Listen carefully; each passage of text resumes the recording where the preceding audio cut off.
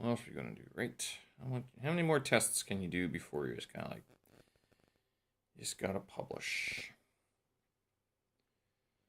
Midweek already. I guess evening naps are becoming more of a norm. Is that a sign that I'm old? Russian invasion meant to deplete US and NATO arsenal? Good question.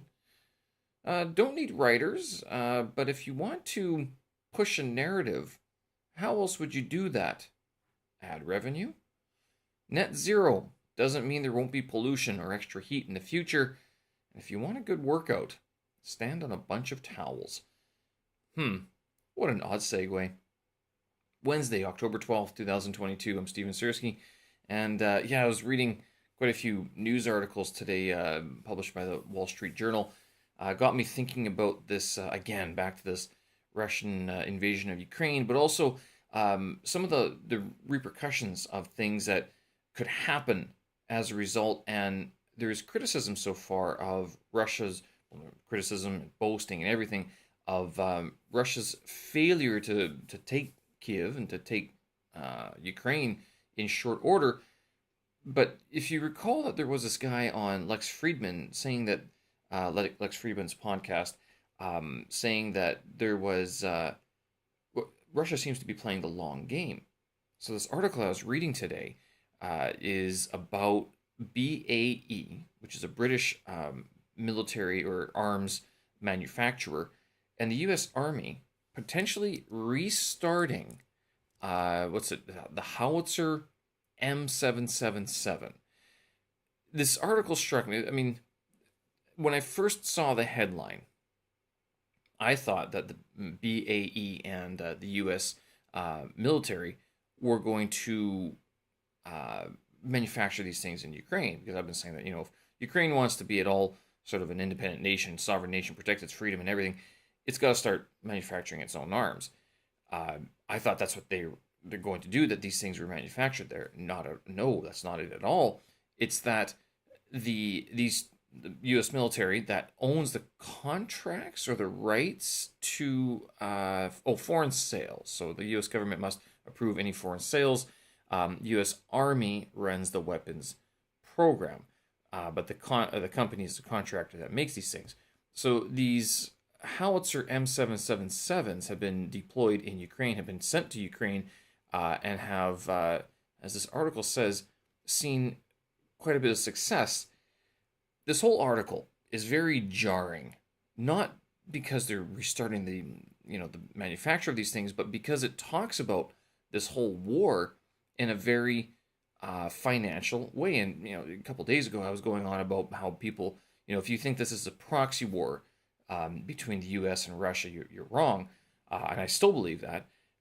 But the way that this article is talking about the development of the M777 howitzers, these howitzers, Evan 777s, whatever it is. Anyway, it just seems like that this war in Ukraine is a display of technology, and that the Russian arms manufacturers are going to see less orders for their stuff because it's not holding up against the Western U.S.-backed, often available in NATO countries, supplies. It's almost like those videos that say sound on when they're cutting a piece of meat. Those ones also disturb me. It's like, you don't need to boast about it. You don't need to brag about it. Especially, I'm not vegetarian. I'm not vegan. But boasting that sound that you get when you're cutting a piece of meat, it's a bit disturbing when you think of it that way, to tell you the truth. At least when I think of it that way. And going back to this article, this weapons development program, it's very odd, very disturbing to hear people talk about manufacturing these weapons because, look at how good they are. Look at how well they're performing in Ukraine. So that's one part of it. The other part is that a lot of Twitter and a lot of Ukrainian supporters are saying, give everything to Ukraine, provide them whatever they need, whatever it takes. It's got to be supplied to Ukraine. What if? You'll recall that Russia and China met prior to the Russian invasion of Ukraine. If there wasn't some sort of strategy planned, then one of those two parties wasn't actually showing up to the table.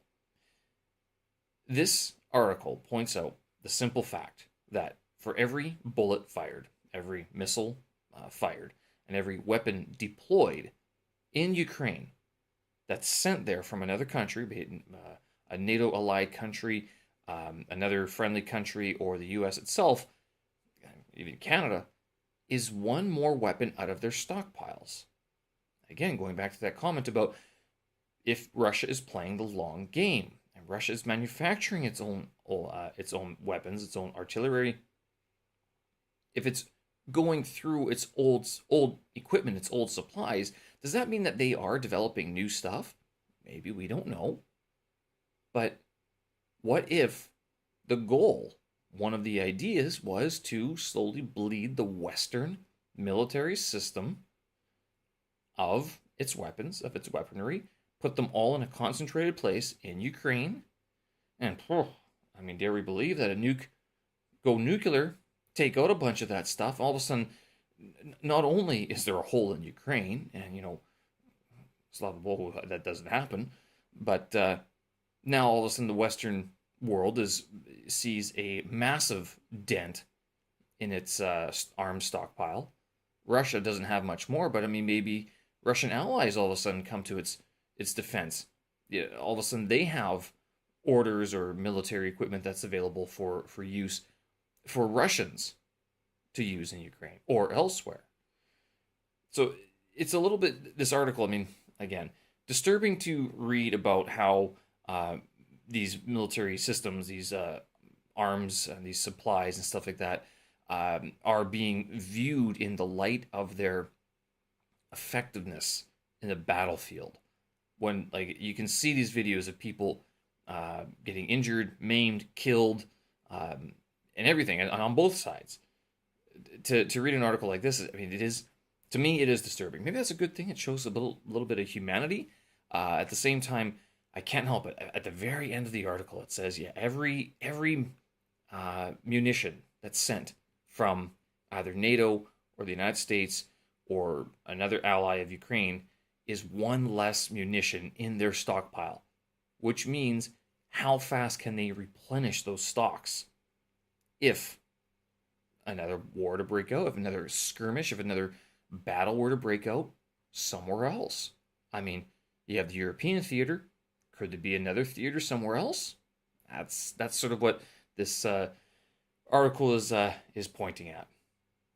And then this got me.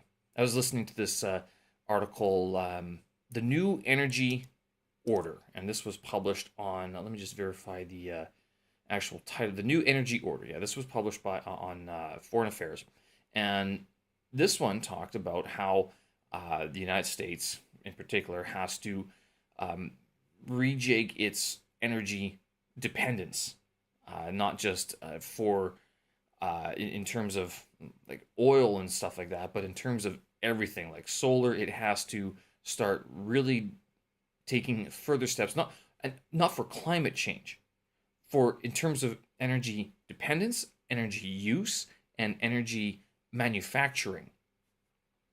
The West, US, and the West needs to rethink and redeploy methods to keep itself energy sufficient, sustainable.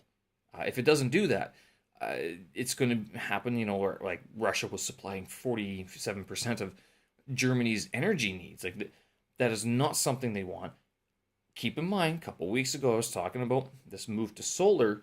The move to solar requires things like lithium, manganese, cobalt, all of which are not currently readily available in Western United States, in Canada, in Europe, in European markets.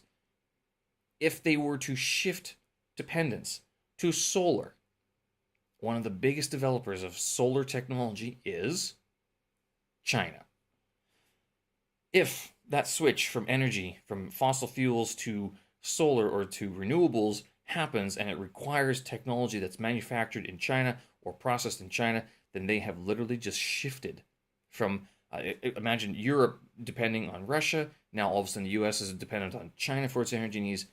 Not exactly what they're going for. And I hope some of these people are seeing this, and this is what this article was talking about, is that there needs to be another sort of reformulation of energy use and energy, which get innovation as well, to keep the West sort of sustainable and independent for its own energy needs.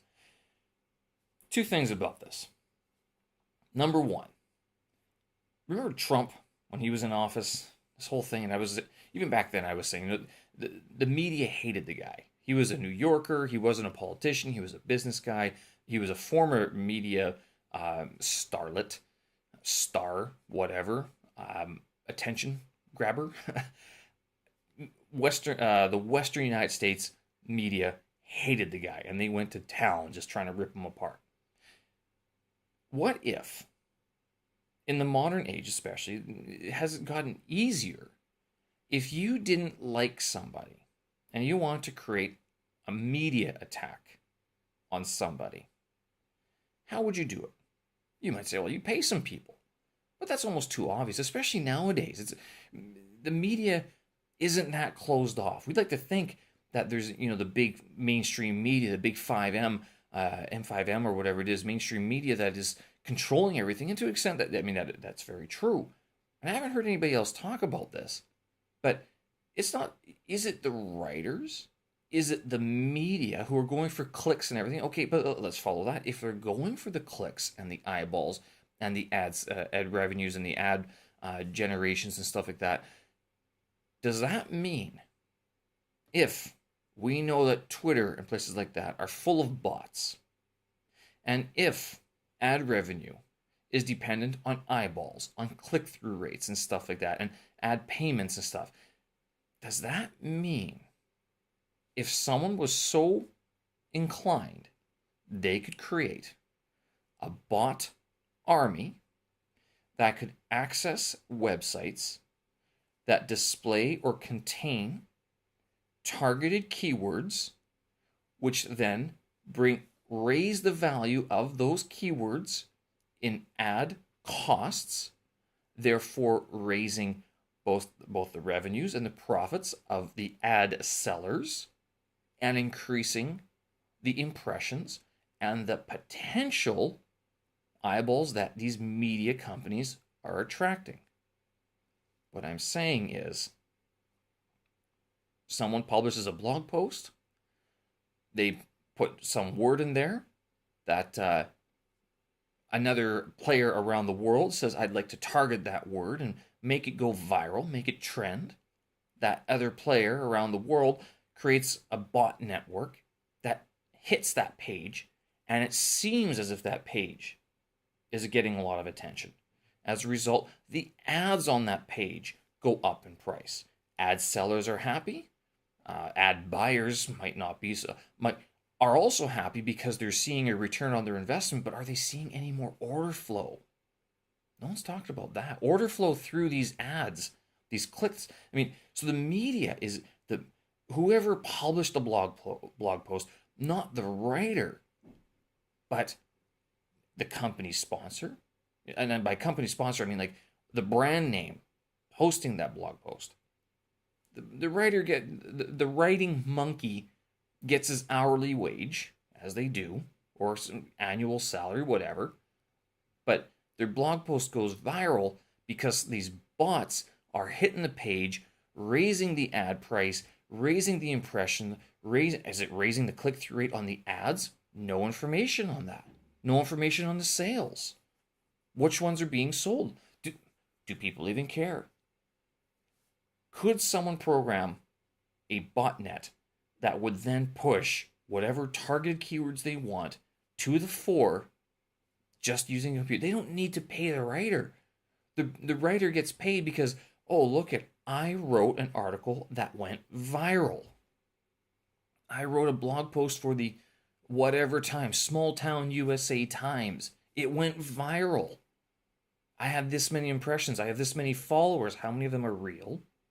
How many of them are actually paying money for whatever? For a Substack account? Okay, that's just recent example for myself. How many of them are placing orders with the ads that are displayed on that blog post that went viral? Is this one method to sort of reward people who publish blog posts about that trend? And of course, where I'm going with this is that that blog post or that post goes viral. Big media says, well, we have to follow the news. That if that's the trend, if that's the hot take, publish more about it. So they get their other writers go, well, this is the keyword that's going. We're going to focus in on this keyword.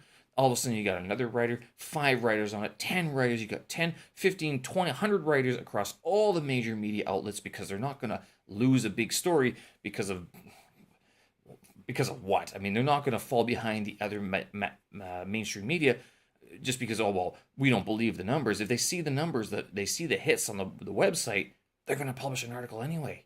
Again, raising the ad price? Is it raising the revenue of the companies placing the ads? Maybe not. But it does for the people who are posting the blog posts. They will get money because the ad companies will pay to place their ads in front of eyeballs. It's another, I mean, it's a soft war almost. It's a soft battle. And anyone can do this. This is not the purview of some, nefarious state. This is just typical. This is modern internet. This is the beauty of the internet. This is the terribleness of the internet. I don't know. Yes. So that idea came to me today, thinking about, this Russian propaganda, US propaganda, Chinese propaganda, you name it. Name the big country that you want to point your finger at. I'm sure they have these divisions somewhere. Because if I've thought of it, I'm sure they've thought of it already. I'm assuming, right? Why not? What about net zero? So this is the other thing that came up with this article, this New Energy Order article. Net zero doesn't mean there won't be pollution. And it doesn't mean that there won't still be an increase in overall temperatures around the world. This conversation doesn't seem to be hitting many anywhere. I mean, it's not as if they're looking to reverse climate change. They're just trying to go net zero, which a couple weeks ago, I was talking about carbon credits. Did you ever look that up on the Economist Explainer vid about how carbon credits are actually traded around the world? So it doesn't matter if your company actually meets its targets. It's, can your company buy the carbon credits from another company and therefore net out their progress, net out their exposure. I mean, your company might be going 10,000 billion cubic whatevers or 10,000 cubics whatever it is, bad stuff into the air. But then they buy, 15,000 worth of cubic credits, carbon credits from another company. All of a sudden, they are negative 5,000 cubic whatevers in terms of helping climate change, helping pollution. Even though the same amount of coal dust is still going into the air. And I'm not just pointing fingers at coal dust. I mean, coal dust is one of them. But all the other industrial pollutants that go into the air. Net zero doesn't mean there won't be pollution. Net zero won't mean there won't be extra heat. There you go. How's that for a rather politically charged, geopolitically charged rave and rant today? Elon Musk has his Twitter and I have my podcast. Who gets more eyeballs? Oh, well. Anyway, 2 other things here. If you want a good workout, so I did manage to get the double workouts in today. One thing I found that's been very good to make something simple a little bit more difficult. It's similar to if you ever go work out on a beach, but it's very difficult to get a sandbox here. Even if you have a yoga mat, it's very similar to that sort of texture, but it's not as much of an effect as if you were to use a stack of towels, 2 or 3 towels stacked up. You stand on that, you balance on that, and then you do your workout, either 1 leg, 2 legs, whatever, but now all of a sudden, it's like standing on sand. I have found that if I do something like this and you have like what you call like a bar or a stick. You attach some of the weights, lighter weights. You don't have to go heavy with this. This is the beauty of this. Is if you're standing on one leg, balancing on one leg, you have a bar with 2 or 3 weights on it. You know, 2, 3 kilos on one end, so it's offset, and then you try to move around like that. You turn your body holding this bar above your head or something like that. I'll tell you, you feel it. It doesn't seem like it's very hard, but balancing on a couple of towels, holding a stick with weight above your head. Try it. Let me know how you get on with that one. The other thing, delta reading. Yes, I'm going to have to talk about this tomorrow because I was actually, I'm part of this is that I am sort of formulating my own ideas about this halfway through this course right now. I'm taking this Delta Module 1 course, lots of reading that I'm doing for it, and I've hit the testing chapter, chapter basically of the units, and it talks a lot about how ineffective a lot of tests are, especially tests that are made by teachers, because teachers don't always understand how to make a test, how to make a proper test, usually because of time restrictions and because of even curriculum restrictions or requirements. But how necessary are tests and how fair are these tests? If you've ever taken a language proficiency test, let's put it this way. Do you want to be able to scam your way through a test by charming the examiner? And I'm thinking like even HSK. Next year, they're going to institute a all 4 skills in the Chinese in the HSK exam will be tested. So it's going to be reading, writing, listening, and speaking. Do you want to charm your way into an HSK 5 based on, not your language abilities, but, what you wear that day, how you kind of flirt with the examiner or something? It's just a Chinese test, or even like if it was a Ukrainian language proficiency test for like the European, what do you call the CIFR, a Common European Framework for Languages, that one. Even English, IELTS and TOEFL do the same thing, don't they? Well, TOEFL doesn't do face-to-face. IELTS still does face-to-face, or at least they used to. They've gone more to computer-based as far as I understand. But with Mandarin Chinese, have they gone, will they be going face-to-face? No, that is going to be a computerized test as well. Maybe this is an obsolete argument. Maybe with the advent of computerized testing, you can no longer charm your way into a good grade based on how you've conducted yourself during the day rather than based on your actual language proficiency. I'll talk more about this and the Delta progress I've made so far probably tomorrow, okay? We'll leave it there. Thanks, folks, for listening. I appreciate it. Show notes and tracks up on my website, stevensersky.com. And as always, if you have any questions or comments, get in touch either through my website or hit me up on one of the socials. Find my name also. My new newsletter, stevensersky.substack, is now available. You can subscribe to that, and I will try to not spam you too much with the great written words of my thinks and thoughts. All right, folks, thanks for listening. We'll talk again. Have a good one. Bye-bye.